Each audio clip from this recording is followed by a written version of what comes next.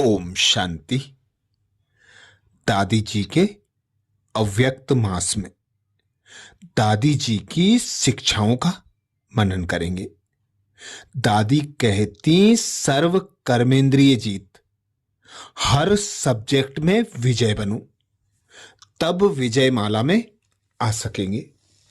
सर्व कर्मेंद्रिय जीत, हर subject में विजयी बनूं, तब विजयी माला में आ सकेंगे।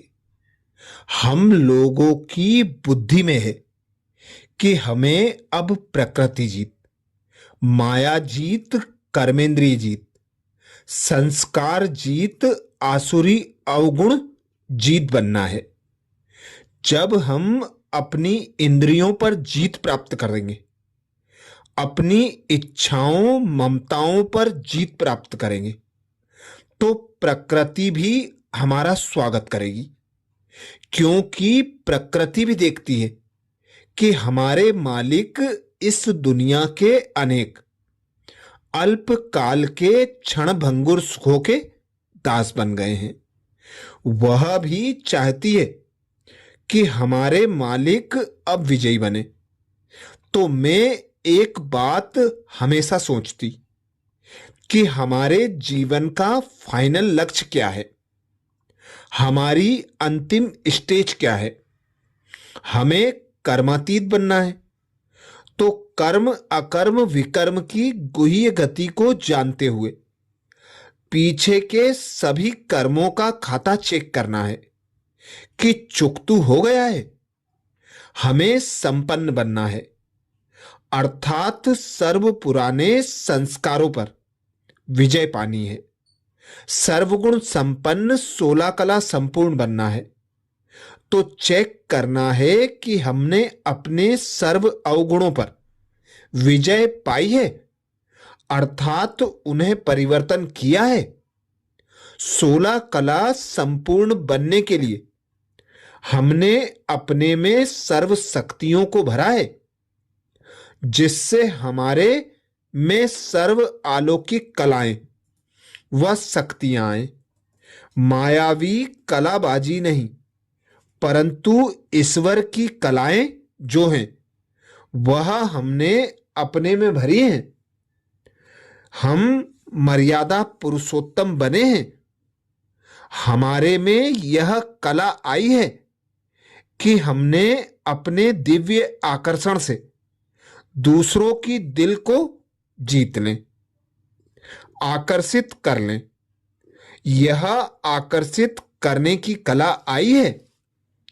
ज्ञान व स्नेह की कला में कहां तक संपन्न बने हैं। यह गुण भी है तो कलाएं भी हैं। तो अनेक कलाएं हैं जिससे हम दूसरों की दिलों को जीत सकते हैं। कहा जाता है इनमें यह बड़ी कला है जो दुश्मन को भी दोस्त बना लेते हैं। तो यह सब कलाएं हमारे में कहां से आई हैं?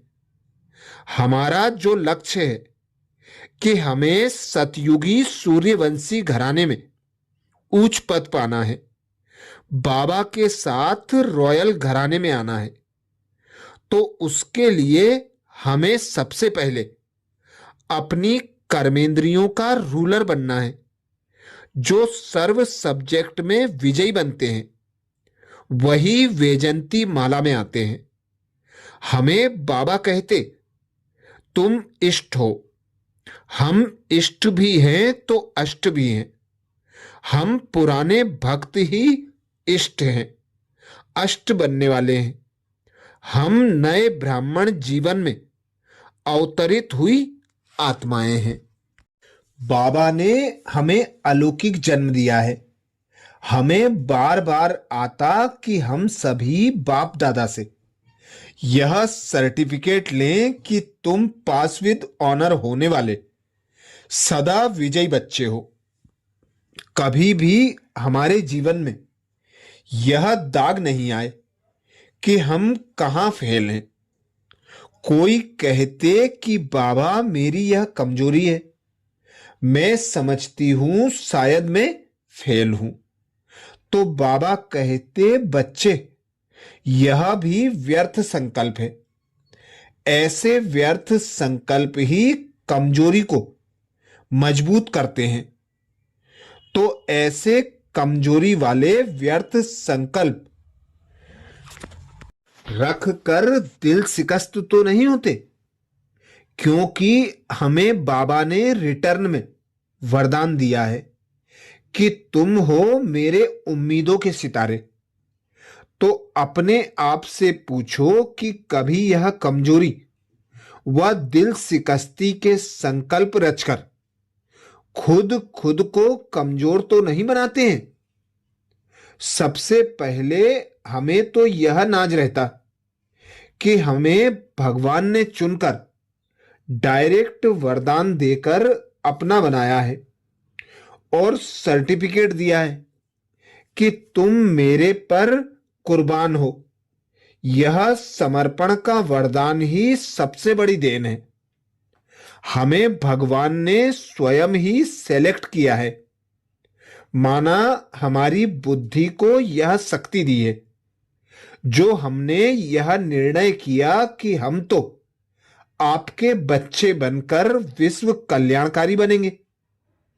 हम सभी बाबा के कल्प पहले वाले सिकिल दे विश्व कल्याणकारी की हम सभी बाबा के कल्प पहले वाले सिकिल दे विश्व कल्याण की सेवा के निमित्त हैं। हमारा वचन अर्थात प्रतिज्ञा है कि बाबा की श्रीमत के विपरीत हम एक कदम भी नहीं चलेंगे। तो खुद को चेक करो कि हम हर आज्ञा का पालन करते हैं। बाबा की आज्ञा है कि बच्चे, तुम्हें कभी किसी भी कारण से रोना नहीं है। कोई रोता है तो बाबा उसे विधवा कहते हैं। जब हमें पतियों का पति, देवों का देव मिल गया, हम सदा सुहागिन बन गए, फिर रोना क्यों? एक ही सच्चा मासूक मेरा मासूक है, या और भी कोई मासूक किसी ने बनाया है।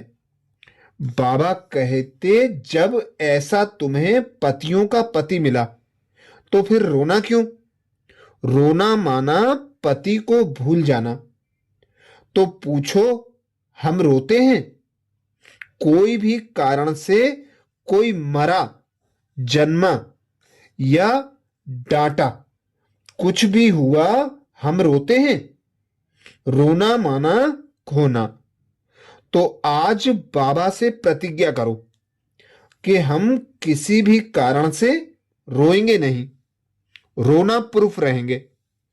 प्रेम के आंसू जितने बहाने हैं भले बहाओ। कई कहते हम चाहते नहीं हैं, लेकिन रोना आ जाता है। हमारे में सहन करने की इतनी शक्ति नहीं है। कोई थोड़ा बोलता है तो रोना आ जाता है। क्या ऐसा नाजुक दिल है? तो आज प्रतिज्ञा करो कि बाबा कुछ भी हो जाए, कोई मरे जन्मे, कुछ भी हो, हम कभी नहीं रोएंगे। अनुभव, आप सभी जानते हो कि हम सभी के जीवन का आधार साकार में ब्रह्मा बाबा और मम्मा थे। वंडर है जो कभी 5 मिनट पहले भी कभी सोचा भी नहीं था कि ऐसा भी ड्रामा हो सकता है। हमें तो विश्वास था कि ब्रह्मा बाबा अंत तक साथ रहेगा, हम सब साथ जाएंगे। लेकिन वह घड़ी भी आई जो ऐसे हाथ में हाथ है और बाबा उड़कर अव्यक्त हो गए। वह घड़ी हम बच्चों के लिए कैसी होगी? ठीक है, बाबा ने शक्ति दी, लेकिन मैं ऐसी पत्थर तो नहीं जो मुझे आंसू नहीं आवे। परंतु बाबा ने एक भी आंसू आने नहीं दिया। उस घड़ी जैसे रोने प्रूफ कर दिया। इससे बड़ा दुनिया में कोई उदाहरण नहीं हो सकता। उसके बाद कई प्रकार की सब बातें आई, परंतु वह दिन और यह दिन मेरे लाइफ में यह स्मृति भी नहीं कि मैंने कभी रोया होगा। ऐसा कभी उदाहरण नहीं है। ना मैं उदास होती, ना रोती। आती तो सारी दुनिया की अनेक बातें हैं। कोई कुछ कहेगा, कोई कुछ, लेकिन मैं ना कभी उदास होती, ना दास बनती, ना कभी रोती।